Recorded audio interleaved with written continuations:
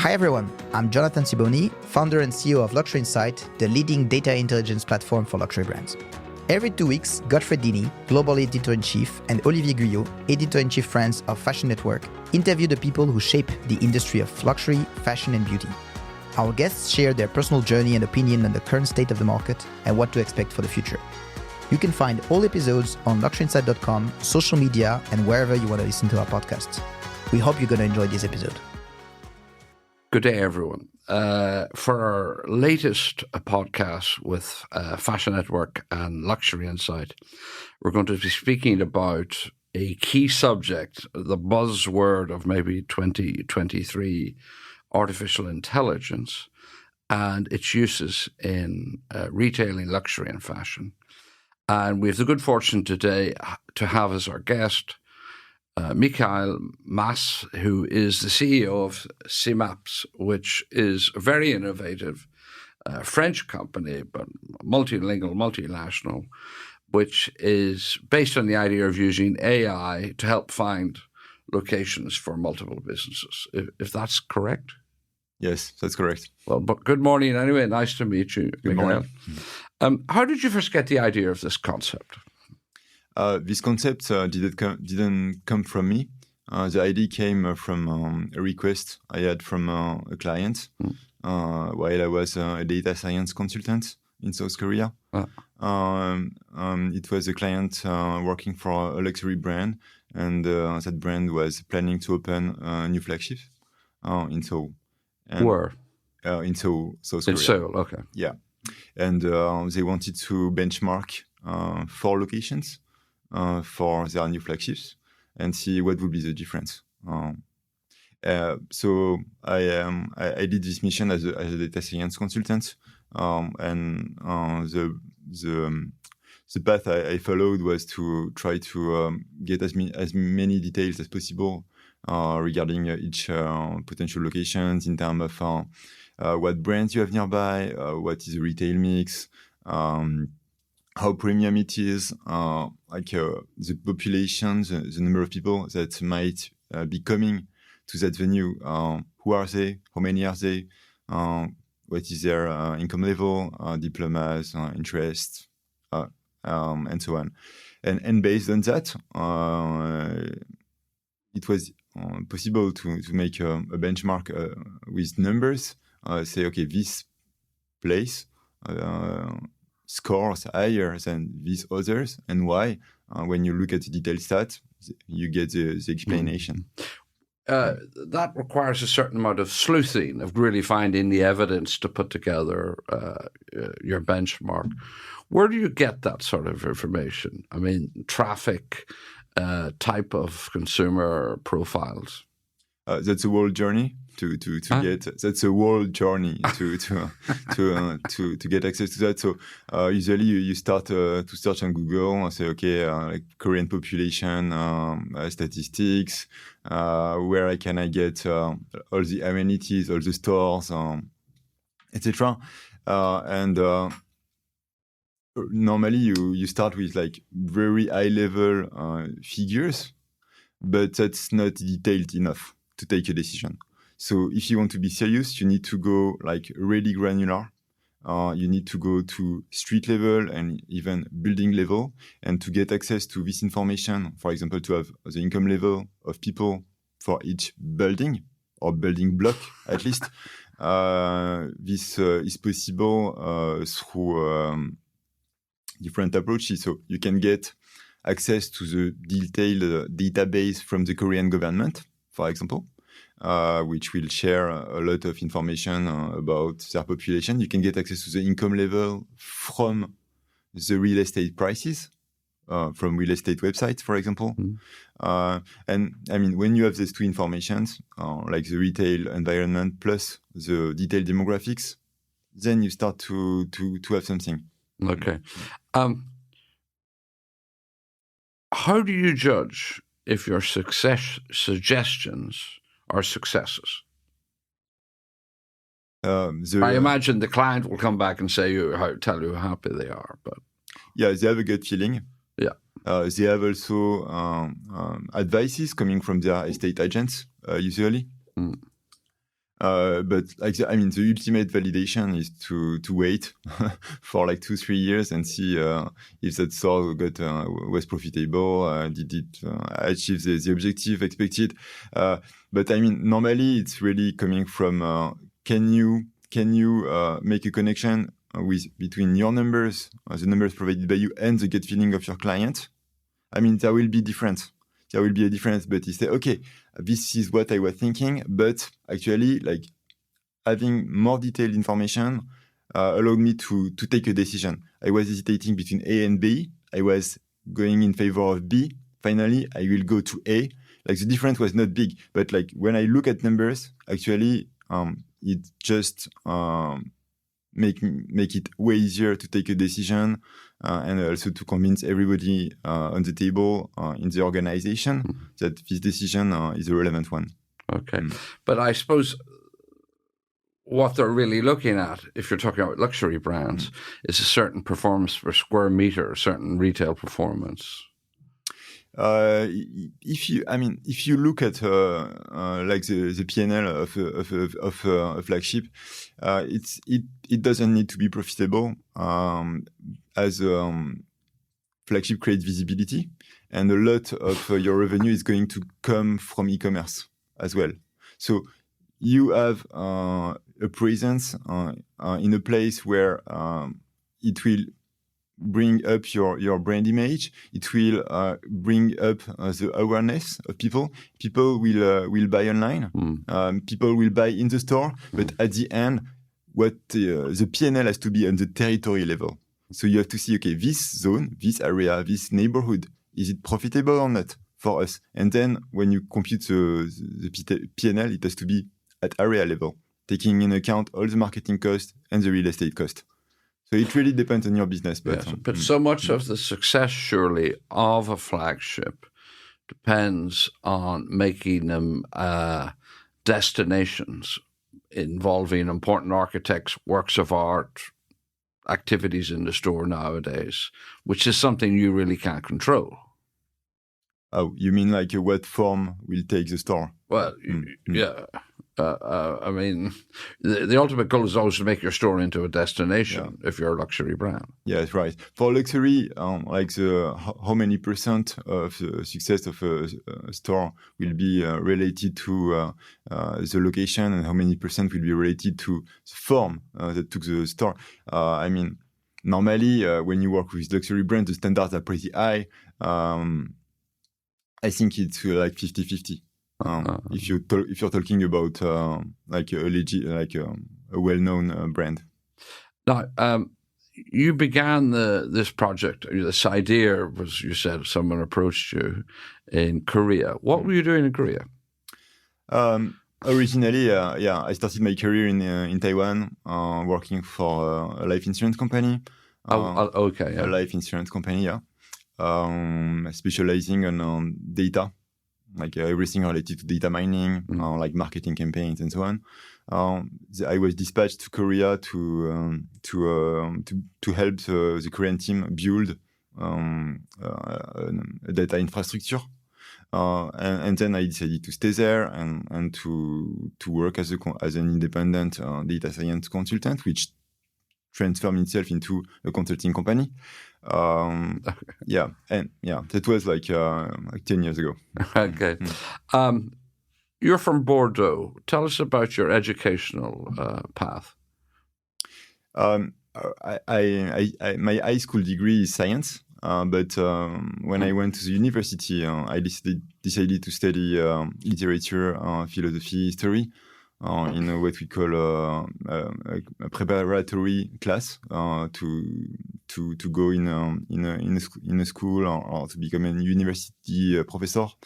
So I was specializing in literature.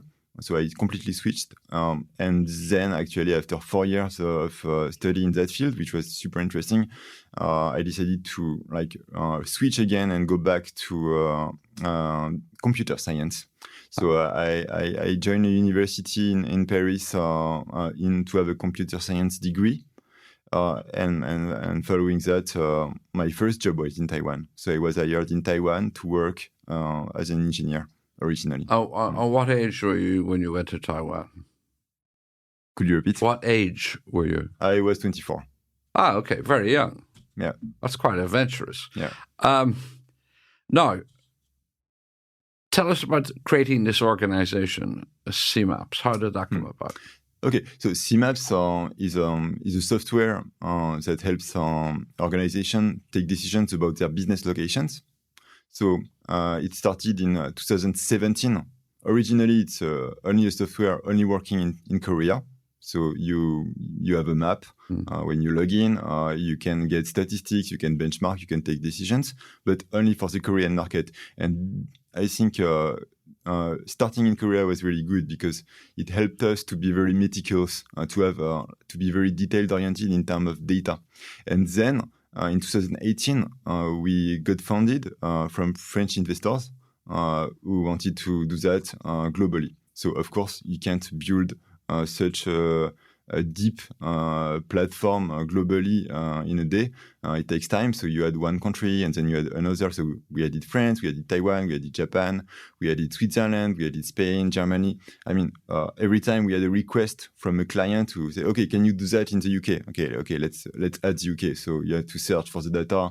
So it takes time. But at some point, we started to have a pretty wide coverage. At the moment, we have 40 countries.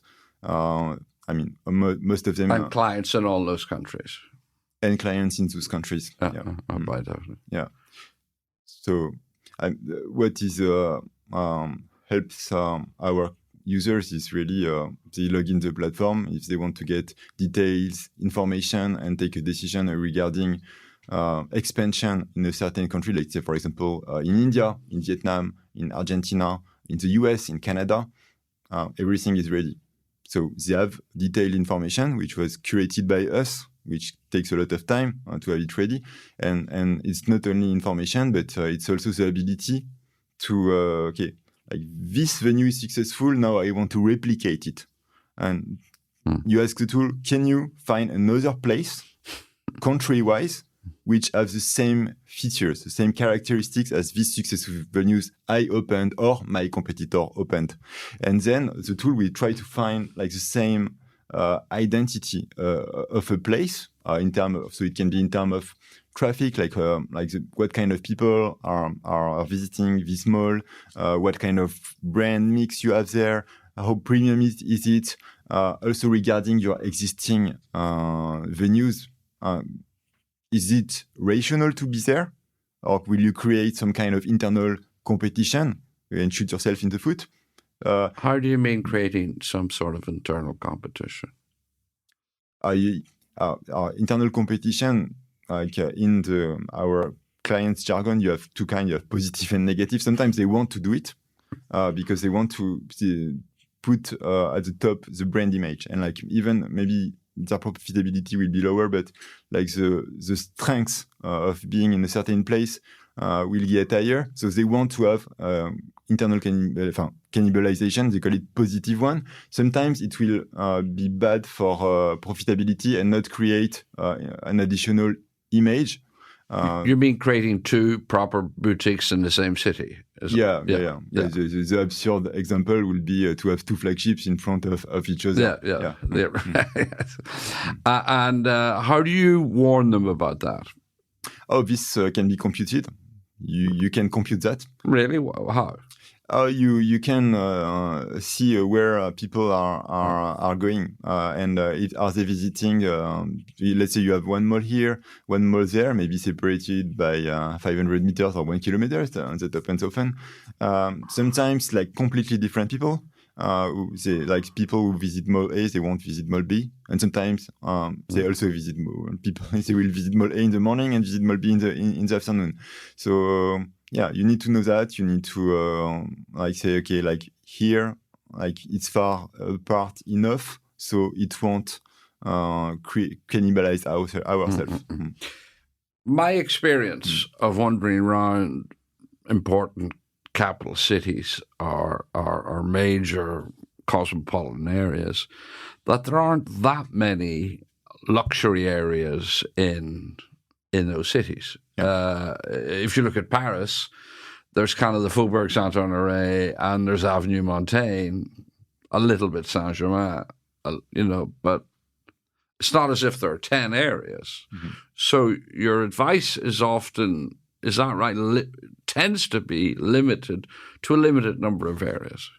Yeah, first thing you want to know is like, where are the big hubs? You arrive in the city which you're not familiar. You want to know the big hubs. Second, you want to understand what makes them different, what makes them unique. Mm-hmm. And then you want to zoom in. Because even if you're from that city, even if you know there's hubs and you know that they are different, within one hub, actually, you have a lot of different places. The number of people passing by is going to be completely different. Mm-hmm. The profile of the people there, depending if you're on the right side of the street or the west or the left side of the street, is going to be significantly different as well. In terms of number of people, it can go from 1 to 10.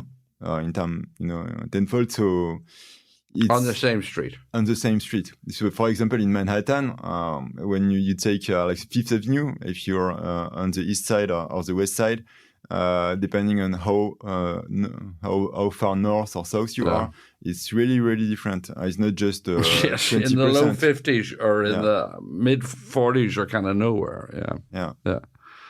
So you're able to provide that data. We have that up to 20 meters. Yeah. That's also a way to negotiate your lease. Like when you discuss with a landowner and you say, okay, you provide this price, but I just compared with another option and like the footfall is really better than yours. So yes, I will take it, but you have to provide a better offer. In luxury, there are, in a sense, two extremes of business model. The first kind of global designer brand in the modern era, I often think, is Pierre Cardin, who licenses his name and everything. But ultimately, probably the biggest fashion luxury brand in the world is Chanel, which controls its distribution fairly ruthlessly. And basically wants to have a large network. And most people have tried to follow that business model of Chanel in the last 20 years. How do you think AI will affect that business model, or will it not affect it at all? AI is going to have a better use of capital. The effect is going to be that because you can compute, you can calculate in advance how relevant is the place according to your plan. Yeah. Then you have a lot less draft decision, if I can say. Then nobody will say it's drafty, but in reality, when you want to dig like really deep, at some point you know that you need to go in place A and not in place B. You need to work with vendor A and not vendor B. Yeah. If you dig in deep enough, it takes just a lot of time. So if you have to do it for 1, 2, 5 places, it's okay. If you have to do it for 100 or 1,000 or more, if we are talking about maybe indirect retail, for example, you don't have time. So if you can have it like worked, like prepared for you by the tool beforehand, and just get a summary and just get like the top relevant vendors to go, you save a lot of time and you reduce a lot your risk, and then you increase a lot the efficiency of the capital. Can you speak about some of the fashion brands that you've worked with? Do you work with LVMH group brands? Yes. But you prefer not to mention individual clients? That's right. Okay.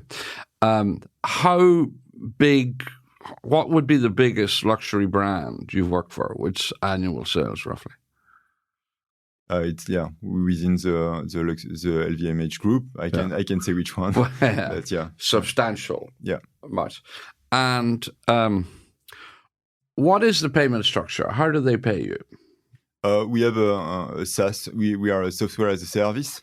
So they get access to the tool for a year over a certain territory, which can be a couple of cities, an entire country, several countries. Yeah. Then they can just get access to the basics, just like I want to know like pedestrian traffic, I want to know demographic, or I want to get access to advanced capabilities, such as, okay, I have, let's say 3,000 vendors in that market, and I want to do a deep analysis and try to understand what makes them unique, what makes them, how can I regroup them in terms of family, how can I help them, how can I help them boost their sales, maybe by adjusting the format of the corners I have there.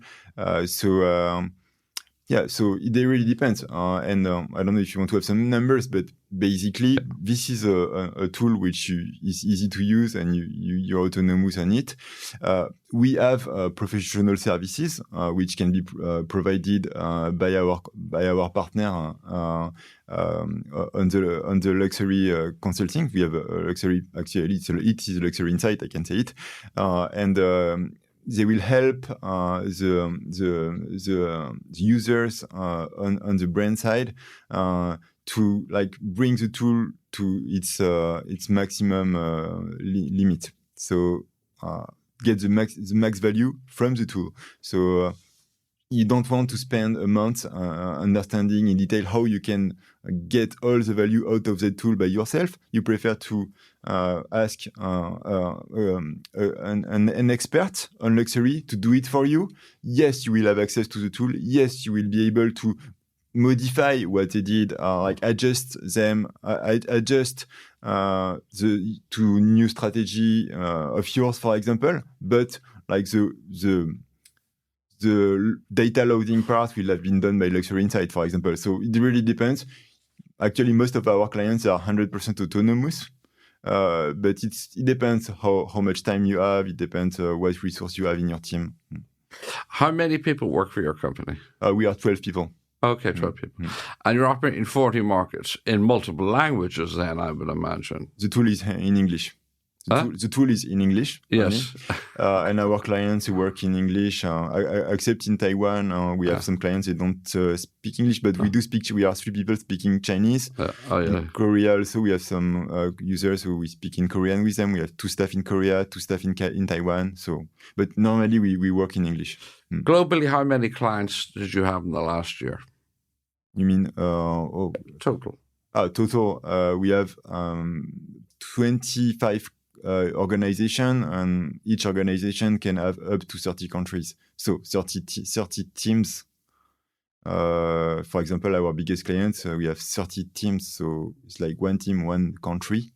So then, yes, it takes quite a lot of time for us to do the training, but that's okay. We can, so far it's fine. It works well. So, sorry, to do the training, that means you're training people from those companies how to use your tool. Yeah, we do. So it takes 1 hour and a half to do the basic training, and then 1 hour and a half for the expert, like the advanced features of the tool. And I see you in reading your site a couple of times the word isochrone popped up. It's like a buzzword. What do you what do we understand by that? An isochrone is a travel time area. So it's, for example, how far can you get if you walk 5 minutes, if you walk 10 minutes? And you have 2 options when you do this kind of analysis. You can do we call it flyby. It's like maybe 1 kilometer's radius, or you can do travel time. Travel time is a lot better because you can know exactly where people can go. And where, in terms of accessibility, and accessibility is one of the most important thing when you want to open a venue. If you compute in terms of travel time, where can people come from, where can people go to, it can be just for your store, or it can be for doing deliveries as well. That's super important. Time is money.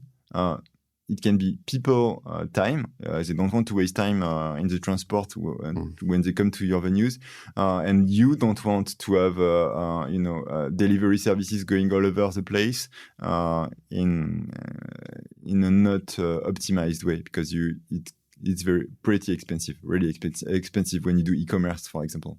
Okay, you're talking about travel time. I remember that was an obsession of the promoters in Miami, talking about the Miami Art District. It was going to be the new shopping area. I've never been very convinced But the fact it turned in, anytime I go there, it always seems very empty. What's your experience of that? I mean, I mean, that was a market where everyone talked about this would be the new area where people shop. But I still feel everyone in Miami goes to Bal Harbour. And do you think sometimes there are districts that people predict will be the future and that turns out to be a mirage? We have two use cases. Number one is existing ones. We have two use cases. We can see the number one use case is you want to benchmark shopping malls. And maybe the shopping mall owner will share some numbers with you, but do you trust them? Do you want to spend time to ask him, or do you want just to check the numbers? So we have the pedestrian traffic, we have the population pool around it, so then you can benchmark easily. Second thing is about the future. Let's say you create a new mall out of nowhere. Will it attract traffic? You can compute, just based on all the existing malls. Do you have space for a new one? And where? Okay, this can be computed. After, will it work or not? No idea. Honestly, like a new traffic driver. Our clients, they tend to open where you already have traffic, and then we have IKEA. We work with the big furniture company with a big traffic driver, and for them, it doesn't really matter. They open somewhere and people will come. But this is quite an exception. Like most of our clients, they just look at where are people going, and they benchmark and they take a decision. So they tend to follow the general consensus very closely. Yeah. It's not like if we build it, they will come. Yeah. Exactly. Tell me a bit about what you learned in your career path that you now apply in what you do at Symaps. What I learned is, like, when you do a market analysis, this is very hard. No matter, I'm not talking about computer. I'm just talking about understanding just the business, the environment. It is complicated. Even if you have all the information you need on the table, you have too much of it. And it's quite hard to be synthetic and take a decision. So on the other hand, you need to have a very detailed picture of your market, of your environment. And like, you have kind of two things that are kind of hard to conciliate together, like a lot of information, but at the same time, you don't want to draw into that. And at the same time, you want to stay synthetic, stay high level, but you don't want to build something on nothing, on emptiness. Yeah. So this is really difficult to connect, like to plug these two constraints that are super important. How you can do it is just a lot of work. Like, you don't have a silver bullet for that. You have just you need to do it with a lot of hours of work, step by step. At some point, you know that you have enough quality. You know that it's good. Okay, you're on the right side of the barrier, and you can take a safe decision. And you're giving good, honest, intelligent advice. Yeah. We've a lot of young people listen to this podcast who want to get into the fashion luxury industry.